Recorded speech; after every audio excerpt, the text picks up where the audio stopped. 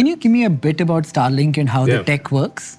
Because somebody I was speaking to, I don't know if you know this company called Meter out of San Francisco. They're trying to replace network engineers.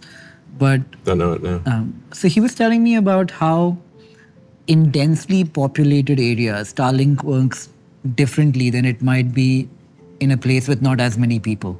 Can you explain how it works?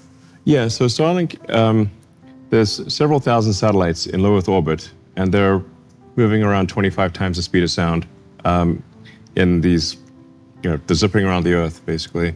And they're at an altitude of about 550 kilometers, which is called generally low Earth orbit. Because they're at low Earth orbit, the latency is low, like the distance, because the distance is not that far compared to a geostationary satellite, 36,000 kilometers. So you've got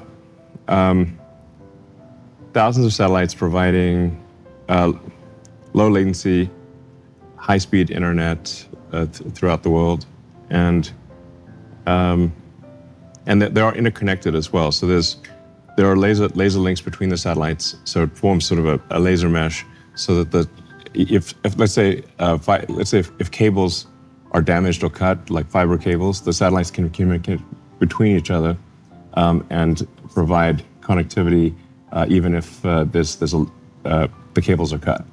So, for example, when the Red Sea cables were cut, I think a few months ago, the Starlink satellite network continued to function without a hitch.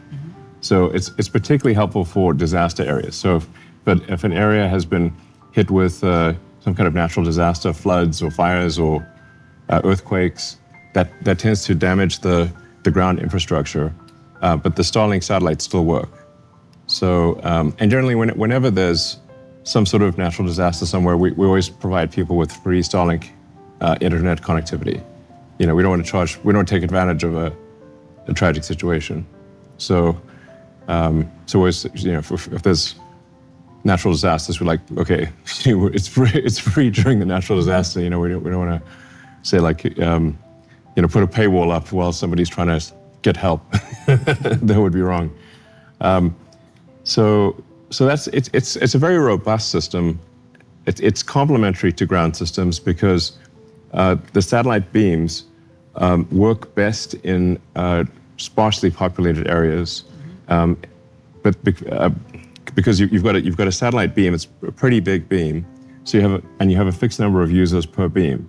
So it tends to be very complementary to the ground-based cellular systems because those are very good in cities because you've got these cell towers that are only a kilometer apart type of thing, but cell towers tend to be inefficient in the countryside. So in rural